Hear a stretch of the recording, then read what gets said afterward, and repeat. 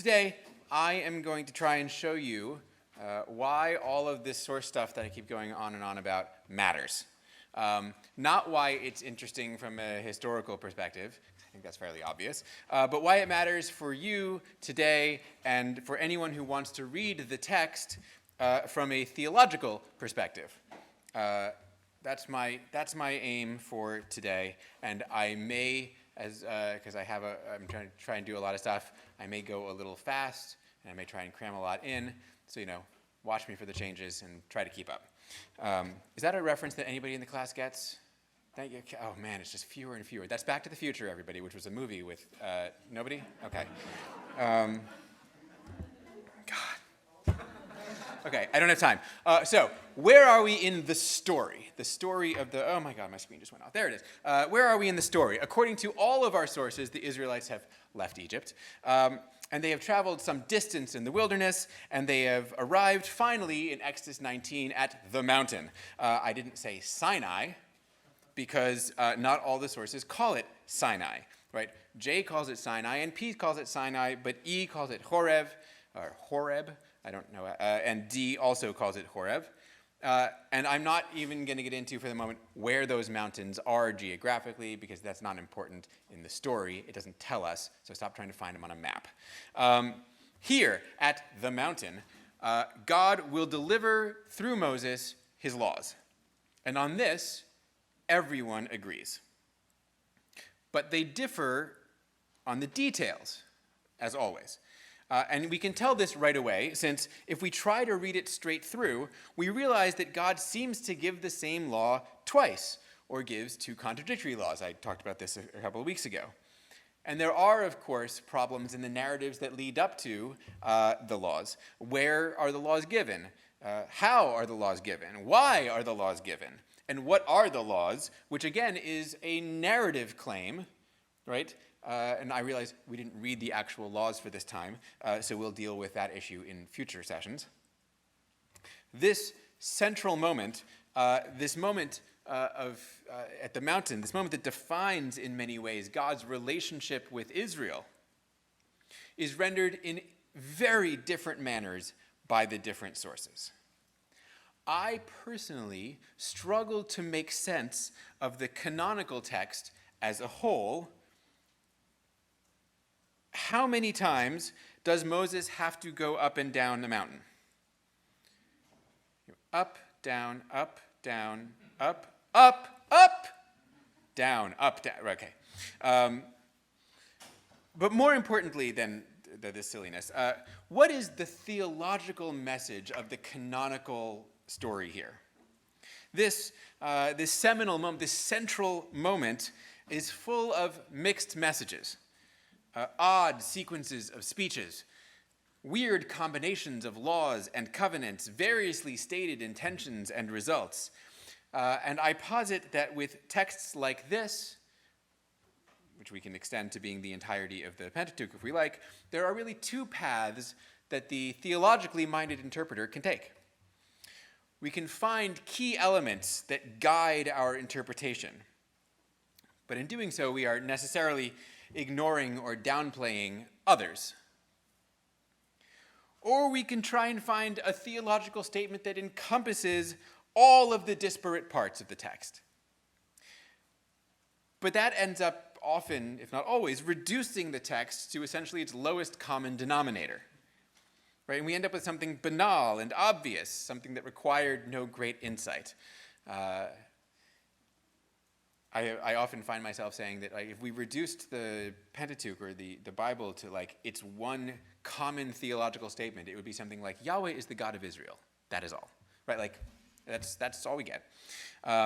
So what I want to do today, is I want to look at all three versions of this moment.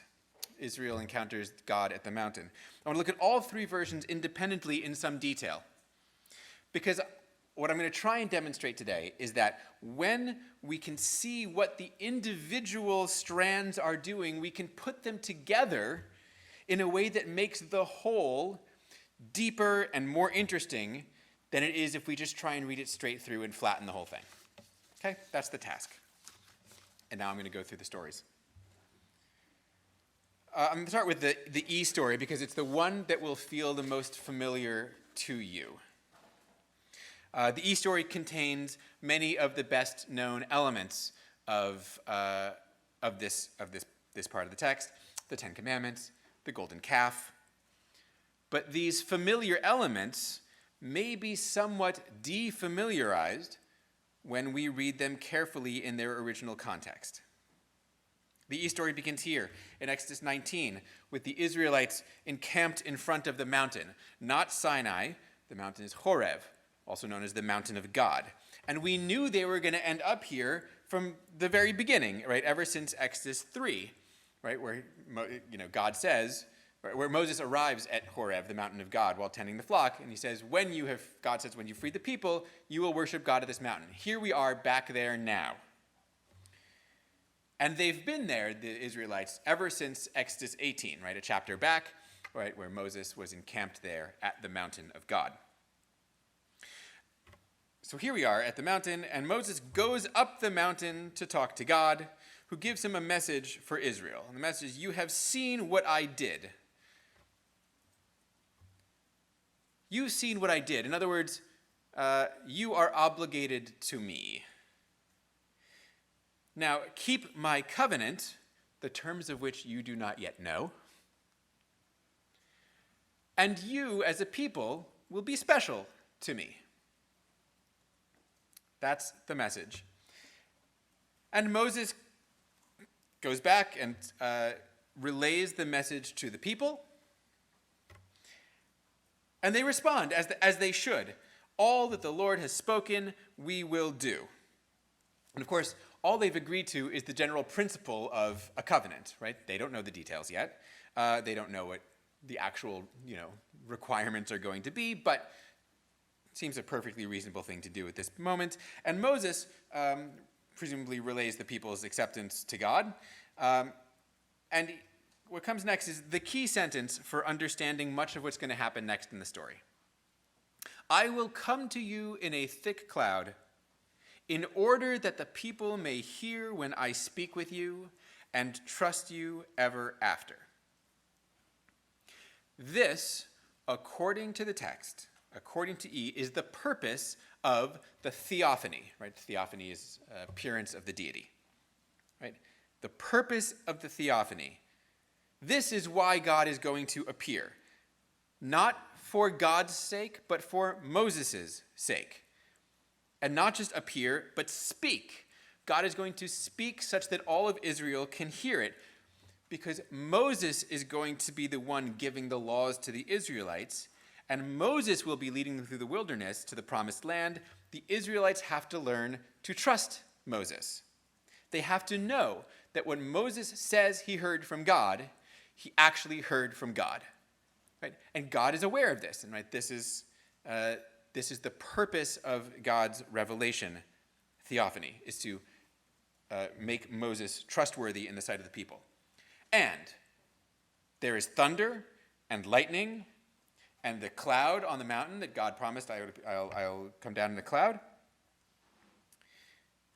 and a horn.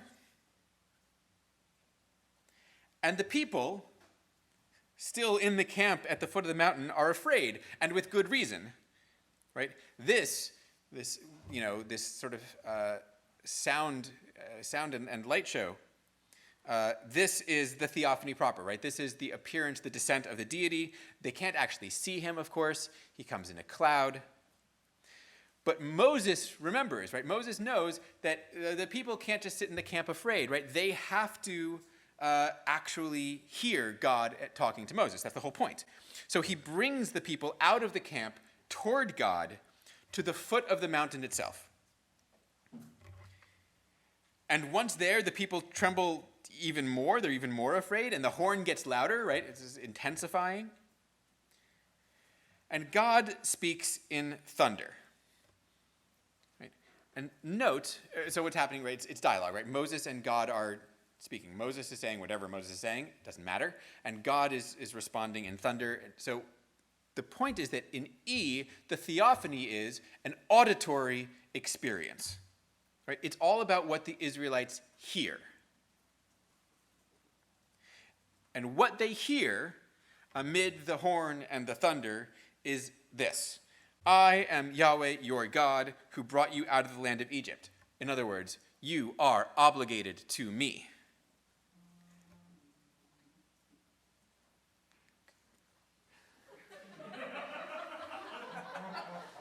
It wasn't just that it was a noise at that moment. It sounded like a shofar. It was so there. Okay, and then God goes on with the rest of the Ten Commandments, which I'm not going to get into. And the people who witnessed the thunder and the lightning and the horn and the mountain, and they're, right, remember, petrified. The people were scared already, and they move away from the mountain, and they say exactly what God and Moses want to hear from them. You speak to us, they say to Moses, and we will obey. We don't want to hear God talking anymore, right? It's too scary. It's too scary. In other words, okay, Moses, we appoint you as official prophet for God. We believe it. We believe it. Please act as our intermediary with the deity. Right? Which, again, is exactly what God had said the purpose of the theophany was. I will speak to you, and the people will hear, and so trust you ever after. And Moses naturally approves.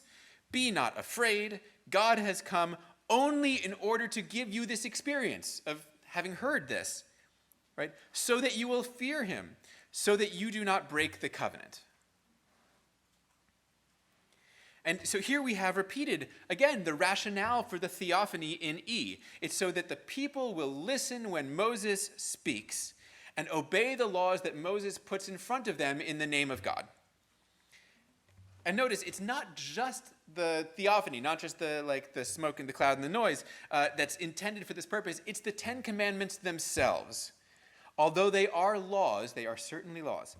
They are, perhaps more importantly, the evidence God gives to the Israelites of Moses' prophetic role. The people hear God giving laws.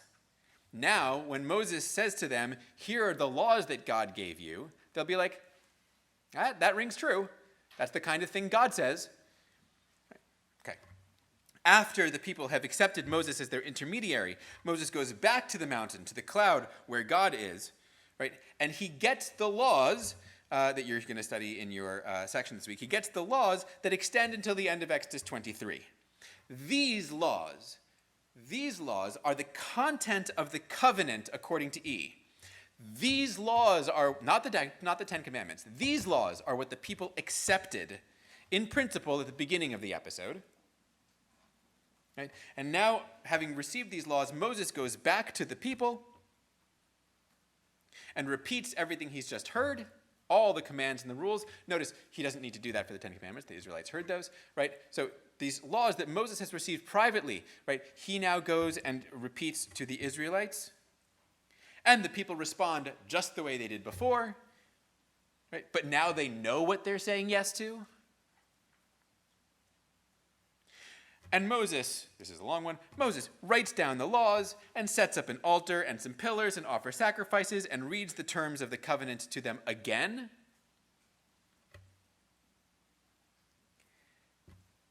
And again, the people formally accept, right? So they accept 3 times. Once before they know what's in it, once when they've heard it orally, once it's been put down in writing, and the people say, yes, all the Lord has spoken, we will faithfully do. And Moses says, terrific, and throws some blood on them. And then the people, eat and drink to celebrate the making of the covenant. And God tells Moses to come up again, so that God can give him the stone tablets, which God himself has inscribed.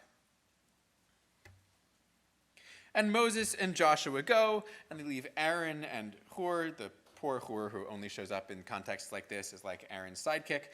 They go and leave Aaron and Hur in charge, and Moses ascends the mountain and is there for 40 days and 40 nights.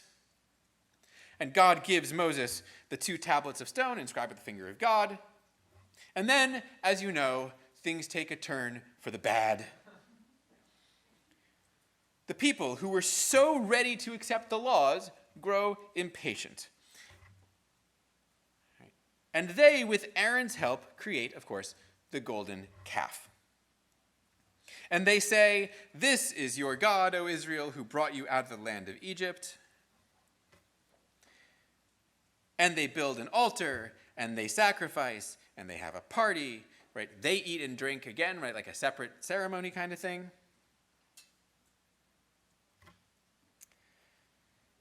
So I want us to understand here. This is important because this is one of the fundamental classic misunderstandings of the golden calf episode. The Israelites in the golden calf episode are not worshiping a foreign, different god. This is not apostasy, right? They're not forsaking the worship of Yahweh. They are trying their hardest to worship Yahweh without Moses, their leader, around and not quite knowing or remembering what it is they're supposed to be doing, right? Think of what Aaron says. Tomorrow shall be a festival of the Lord, of Yahweh. Aaron knows that they're supposed to be Yahweh, right? They're trying to worship Yahweh. They're just doing it badly. Especially since the very first law, not of the Ten Commandments, but the first law of the covenant code,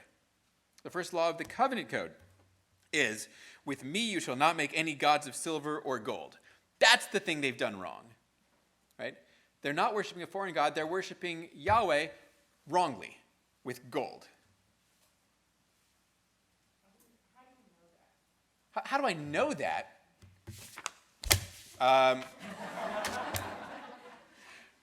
So, again, know is not a word we use in here. How do I think that? In this case, again, if it's clear that the Israelites think they're worshiping Yahweh here, right? That the calf is Yahweh. And again, it's not just that Aaron says, "Let's have a festival of Yahweh." It's that, next slide, well done. It's that the people say, "This is your God, O Israel, who brought you out of the land of Egypt." Who else did they think do that? They don't think that some other god did that. They didn't forget which god it was that did it, right? They think in making a calf, they're making a statue of Yahweh.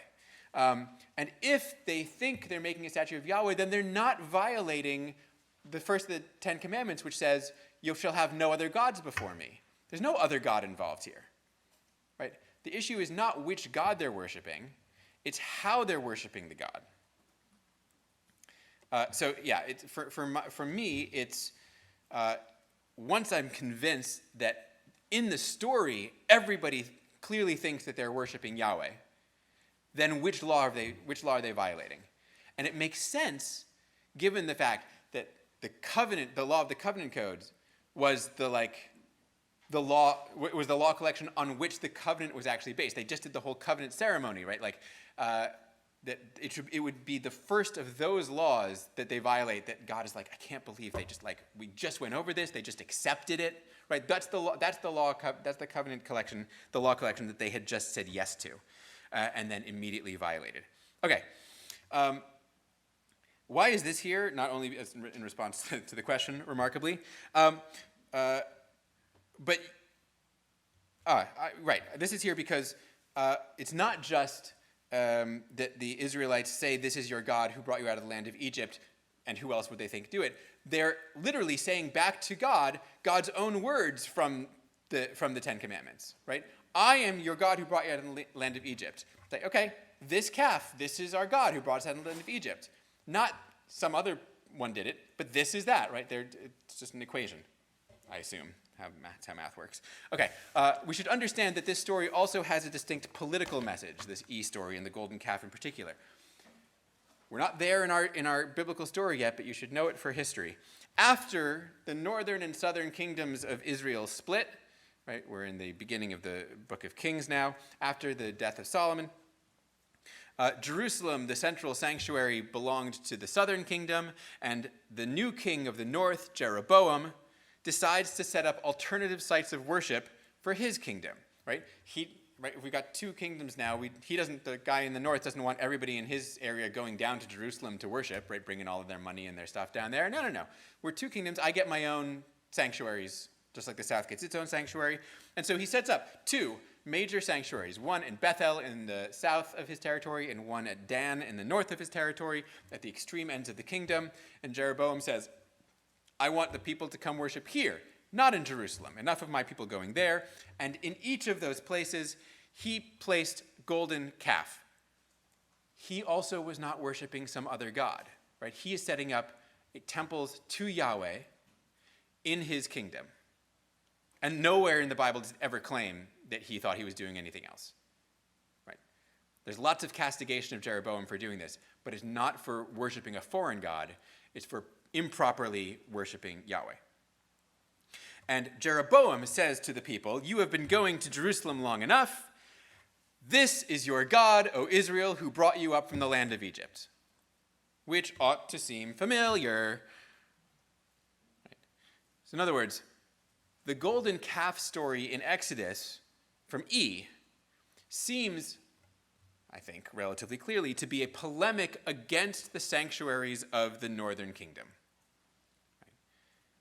These sanctuaries of the northern kingdom that claim to be the correct, authentic worship of God, and somebody writes a story in which the Israelites back in the day did the exact same thing with very bad effects. Okay. Now, I have to keep going. Now, God tells Moses, who's still up on the mountain, 40 days and 40 nights, God tells Moses what happened. "Hurry down, your people have been quick to turn aside from the way that I enjoined upon them." Again, that's the covenant. That's the covenant that they just made. "They've made themselves a molten calf and bowed low to it and sacrificed to it." Right? "Do not make with me gods of silver or gold." And God wants to destroy Israel entirely. But Moses intercedes. He goes on and on and on. It's not important. Moses intercedes. I'm just giving you all the text for your notes. God relents. And Moses goes down with the tablets in his hand. Notice just how much emphasis is placed on the tablets being God's writing. Right? In this one verse. Right? He's already gotten them. So it's like this moment, right as he's coming down with them, suddenly it's like, tablets inscribed on both their surfaces, one side and the other, God's work. The writing was God's writing on the tablets. And why to set all that up? Because we need to explain just how incredible what Moses does next actually is, right? Because he goes down and sees the calf, and he shatters these tablets on the ground. And in what can only be described as a typical parental moment of pique, he grinds up the calf and makes the Israelites drink it. This is like, this never happens anymore, but this is like, you know, in like old TV shows and movies where like the parent catches the kid having one cigarette and that's like, all right, you're smoking the whole pack. Like, that's essentially this. All right, you like this God, you're going to eat it. And Aaron somehow talks his way out of this. Like, Aaron basically lies. Like, I don't know, they came to me and they were like, I don't know, just throw some gold in the thing, and out came a calf. And you know, somehow that works. Moses, having seen it for himself, now goes and asks for God's forgiveness, right? You know, he got God to renounce the punishment, but now he wants to make sure that like that's that there's true forgiveness, having witnessed it himself, and God grants it, sort of, right? Okay, like I'll take care of this in my own time, on my own terms, but you guys can, like, I'm not going to destroy you all now. On with your travels. And he tells Moses to take the people to the promised land, and he even gives Moses a divine messenger to help lead them. The word messenger there is almost always translated as angel, and you should almost always not. Right? Angel is not really. Angel is a Greek word, right? And the word angel in Greek means messenger. Okay, good. So the problem is that like our word angel now means something like evokes a sort of specific image, and it shouldn't, right? Divine messengers can come in all sorts of shapes and forms, and are really not equivalent to anything like our current concept of angel. Okay, he gives Moses a divine messenger to help bring them in, which is something that Moses actually already knew, because back at the end of the laws, God said, "I'm sending a messenger before you to take you." And then, with all of that done, we get a brief interlude. Again, you don't have to read the whole thing right now. I'm going to describe it. A brief interlude in which we learn how God and Moses are going to speak when the Israelites have left the mountain. This is the tent of meeting, right? Moses goes out, God descends in a pillar of cloud outside of the tent, and God speaks to Moses, quote unquote, face to face, although God is in a cloud and Moses is in a tent. But note again here the importance of Moses' prophetic station, right? Moses is the guy that God communicates with. And after this little interlude, God tells Moses, all right, got to make 2 new tablets, and says he will reinscribe on them precisely what was on the first set. And Moses does so and goes up with tablets, and God comes down in the cloud, right? That's how God communicates everywhere in the story. God comes down in a cloud, whether it's on the mountain or in the tent or on the mountain again. And Moses is there 40 days and 40 nights. That's how long this process takes, everybody. And God writes on the tablets the terms of the covenant, the 10 commandments, and the tablets are therefore the sign of the renewal of the covenant that was broken with the sin of the golden calf.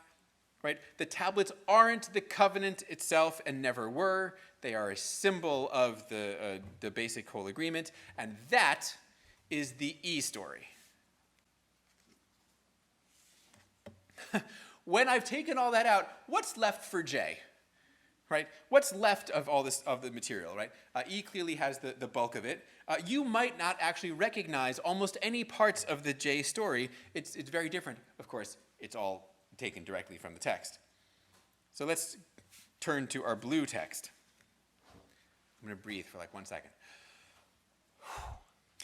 God says to Moses in J, all right, tell the people to get ready, because on the 3rd day I'm going to appear before them all on Mount Sinai. I'm going to appear before them. And then he gives Moses some explicit instructions regarding the sanctity of the mountain. No one goes up it. No one touches it. You don't touch anyone who touches it. Even the animals don't touch it. Only when the horn sounds, that's when it's safe to go up the mountain. Couple of things to notice. First, these instructions seem to assume that the people are going to really, really want to approach the mountain. Right? The people have to be held back. They have to be held back from the mountain, which is markedly different from what we saw in E, when the people have to be dragged there against their will because they're so terrified. Second, in this story, the horn marks the end of the theophany, when it's safe to go up the mountain.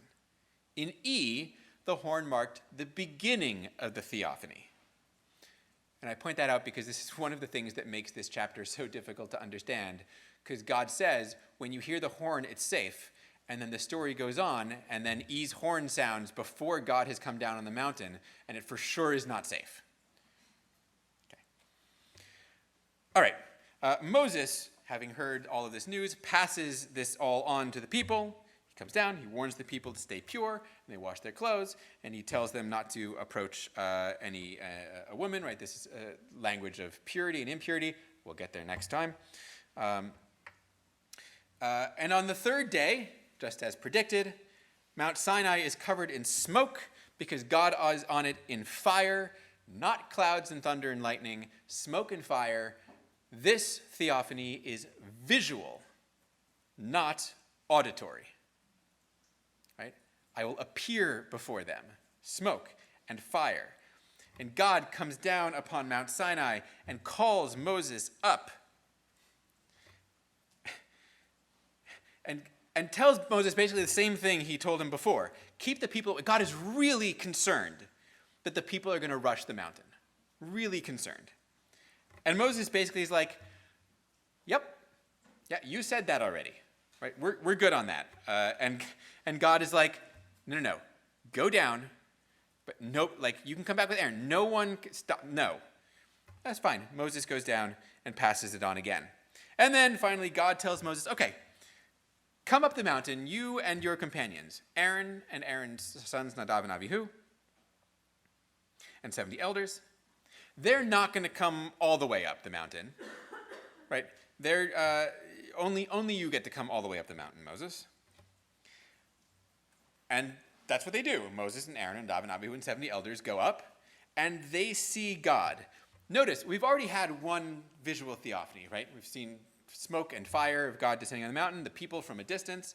Now we get a second one, a more explicit theophany, right? The people saw God in fire. Moses and his group see God himself, like from below.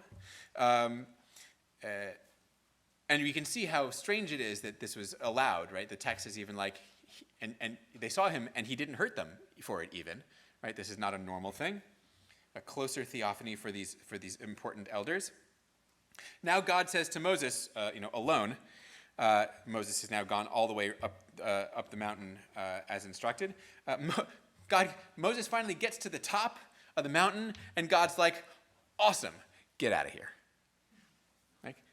He doesn't give him any laws. He doesn't make a covenant. Right? He just says, "Okay, time to leave. Did y'all saw me? The people saw me? The elders saw me? Cool, go." But he says, "But I'm not going to go with you, though. Like when you guys leave from here, I'm out. I'm not going to go with you. Y'all are a troublesome kind of people." What's God referring to here, though? Like what? Why is Jay's God like, "I don't really want much more to do with you guys"? Well, think about, it's only been a couple of chapters, right? Between leaving Exodus and arriving at the mountain, what happened in the Jay story? The people complained about not having enough water. The people broke the Sabbath, which they had just been told about. And the people complained again about water. So basically, the people in just chapters 15, 16, and 17, right? Just the chapters between crossing the Red Sea and arriving at Sinai, the people have just complained essentially nonstop about, is God taking care of them and all these things. And basically God's like, look, if they keep this up, I'm going to lose it. I'm serious. They're stiff-necked and they're stubborn and they complain a lot. And if I were to hang out with you guys, I would destroy you, right? It's always helpful to think of God as parent. It helps a lot. I will stop this car right now, is what that is. Okay. So God says, I'm going to send a messenger to lead the people, but he's not going. So here's another difference between J and E, right? In E, the messenger is a good thing, right? God promises to send a messenger, right? It's going to be terrific. I'm going to send a messenger. He's going to take you in and lead you, and that's going to be great. In J, it's part of a threat. I'm not going with you. I'm going to have to send a messenger because it sure can't be me. Okay. And Moses reacts. Moses is like, man, I can't do this myself. Right? You need to lead us. This nation is your people. And God relents and says, fine, I'll go. And Moses asks again, right? Like, come on, you mean it? Like you have to go, right? And God again says, fine. So you notice that Moses and God do the same thing back. And right, God was like, don't have anyone come up the mountain. And Moses was like, okay. And God was like, don't have anyone come up the mountain. And I was like, okay. And now Moses is like, you're going to come with us, right? And I was like, yeah. You're going to come with us, right? Yeah, okay. So they're talking to each other in the same way. I will say this kind of like pushing back against God a little bit, like testing the boundaries of what's possible. This is pretty typical of Moses in J, right? Back in Exodus 4, who's like, what if they don't trust me? What if they don't trust me? I don't know about this, man. Right, that's Moses in J. There's also Abraham in J, right, in the Sodom and Gomorrah episode where he's like, are you sure? 10 people? 5 people? Right, that's all J. That's like that's how these people talk. Okay. And Moses, having gotten God's agreement to come with them, is like, while I have you, while I have, can I get a look? And God says yes, though with conditions. I will go before you, and I will proclaim before you my name and my grace and my compassion, but you can't see my face. No one gets to see my face. But I'll let you see my back. And he continues, all right, you can see my back. So here's what's going to happen. You're going to be ready in the morning, and you're going to come up to the top of the mountain, by yourself, right? No one else is going to be with you. Remember, no one comes near the mountain. No animals, no people, nothing, right? It's this very same consistent thread. And early in the morning, Moses goes up the mountain, Mount Sinai, and God stands with him there and proclaims his own name, Yahweh. And God passes before Moses and gives this wonderful self-description, which you'll notice includes grace and compassion, but is also super vindictive. It begins compassionate and gracious, but third and fourth generations are going to suffer for the sins of their parents. That's awesome. This isn't dissimilar, right? We've been talking already about this God in J who is like, I get angry, right? Like, I don't want to be with you, right? This is the same God that threatens to destroy Israel if they keep on, bugging him. And we have another. In this moment we have the third theophany, right? To the most restricted group of all, just Moses, and an even greater degree of revelation, smoke and fire. God from below, and then God up close, God's back passing by. Okay, and so that's the theophany, and Moses still can't quite let go.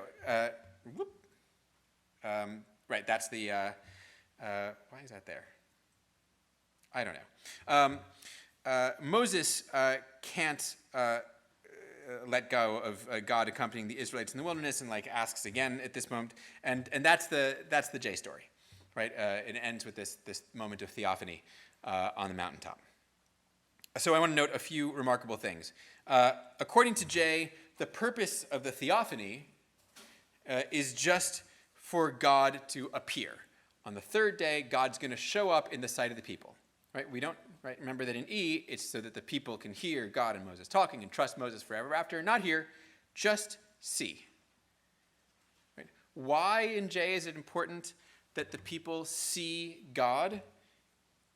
Because in the episode in J just before this, the people doubted God's presence among them.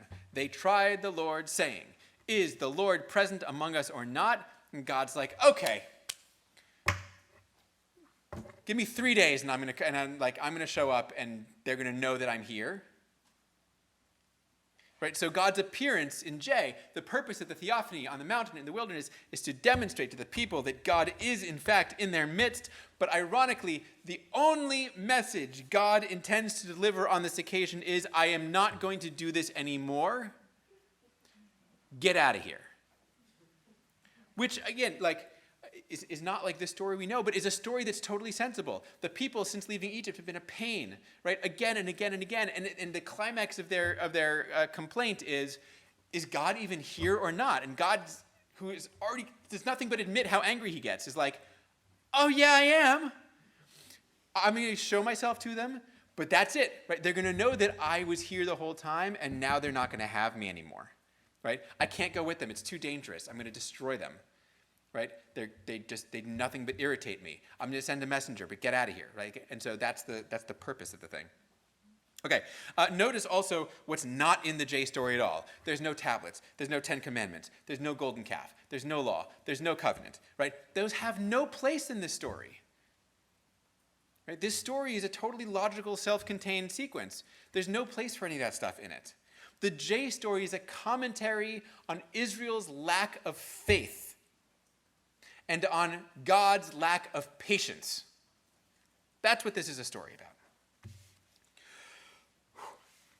Now to P, which is the briefest of the three, thankfully. At least in its narrative, right? P's laws are gigantic and enormous, and we're going to do them all next week. But the story part is quite brief. Back to the beginning of Exodus 19, the Israelites encamp in the wilderness of Sinai. Terrific. And a cloud covers the mountain. It feels so abbreviated after the last two. And the presence of the Lord dwells on Sinai and is hidden in a cloud for 6 days.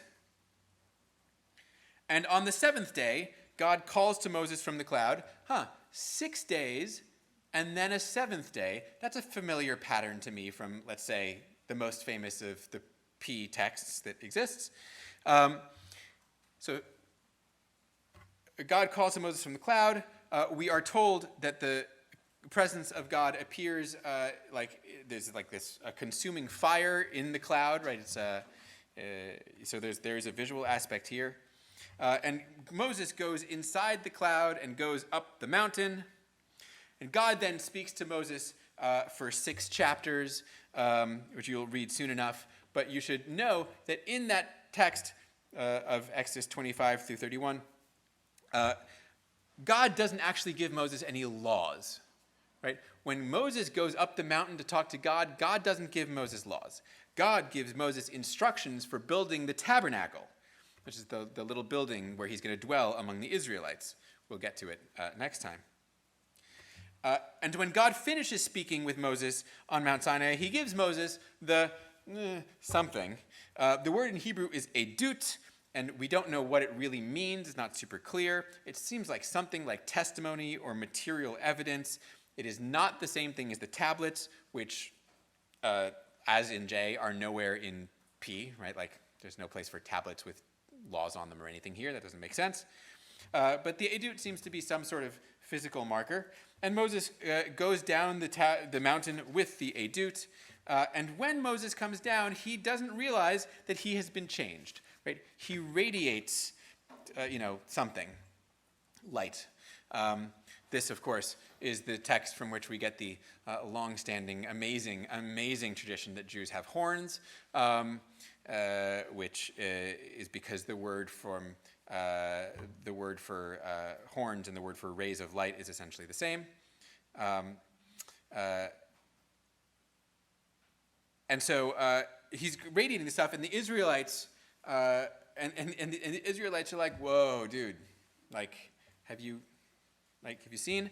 And Moses explains, right? Like, and they come back. And after Moses has transmitted the contents of the revelation, which again is the tabernacle blueprint, not laws, right? He puts on a veil. And we're told that every time Moses got or gave a divine message, he would uncover his face, and when he concludes, he puts the veil back on again. Okay? That's it. While the J and E accounts of what happened at Sinai or Horeb and here, the priestly account continues on through Leviticus all the way through Numbers 10, and we're going to read that in the near future. But Moses is never going to go up the mountain again in P. Right? There are no laws given on top of the mountain in P. There is no covenant at the mountain in P, neither here nor in what follows. That's the entirety of the P story. Moses goes up, gets himself a blueprint, comes down, and has a shiny face. The end. Okay? When these 3 stories were put together, 4 major things occurred. And you can understand just, sort of on the face of it, why it makes sense for these stories to be put together, right? Like, this is the moment, according to everybody, where God and Moses get together on a mountaintop in the wilderness. This is the one time, and so it becomes one story. And 4 things happen. First of all, the theophanies in E and J, right, the auditory theophany of E and the visual theophany of J, are combined into one single theophany. Second, the moment when Moses goes up the mountain in E to receive the 10 Commandments, the tablets, the first time, is aligned with the moment in P where Moses goes up to receive the instructions for building the tabernacle. Third, the tablets of the 10 Commandments, or the tablets of the covenant in E, are equated with the edut, this like weird whatever it is, in P. And fourth, the moment when Moses goes up the mountain in E to receive the second set of tablets is equated with the moment in J where Moses goes up to see God pass before him. And God tells Moses to get the hell out of here. Okay. 3 stories of a theophany on a mountain. 3 very different stories. For each one of the sources, this is the central defining moment. Each of these sources, each of these stories speaks to the different views of God's relationship to Israel. One emphasizes the prophetic aspect, God and Israel's obligation to listen when Moses and prophets speak, to obey when they deliver God's word. One story emphasizes God's twin aspects of compassion and wrath. And one emphasizes, admittedly mostly in the parts we haven't read, God's dwelling in the midst of his people, right, in the tabernacle. Each of these represents the central concern of each of these biblical authors. In seeing each of these, we can see some, at least, of the variety of ways in which the ancient Israelites conceived of their relationship with God. Each of these perspectives is present in the biblical text, but they're hidden. The complementary, with an E, right, these complementary views of Israel's relationship with God, these distinctive views of Israel's relationship with God, are tangled up and woven together in the canonical text. Right. You've probably never seen Jay's understanding of Israel's relationship with God, because it's tangled up with E's more famous one. But when we unravel the canonical text, when we unravel these tangled strands, we see each of them more clearly. Source criticism doesn't destroy the meaning of the canonical text. It reveals the meanings present in the text.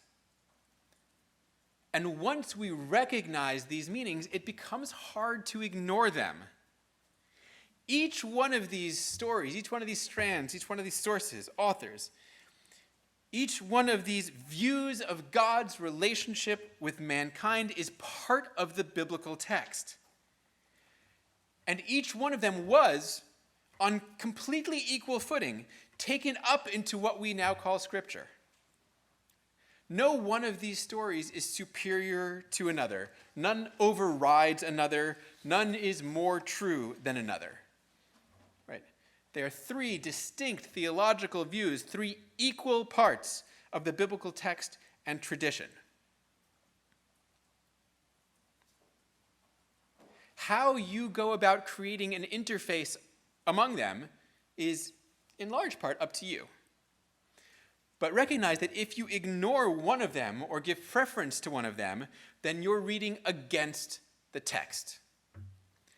The text, in having brought all of these together and included them in their entireties in one single text, the text says to us, all of these perspectives are valuable. Right? All are welcome. Right? If you want to read the Bible, you have to accept that it encodes an inherent diversity of opinion. Right? It means you have to work at reading it, not flattening it, but holding simultaneously and in tension disparate understandings of God handed down to us by the text itself, within the text itself. You have to work at it. Speaking of work, next time we're reading Leviticus. So put your ritual hats on. It's going to be fun. Okay, that's it.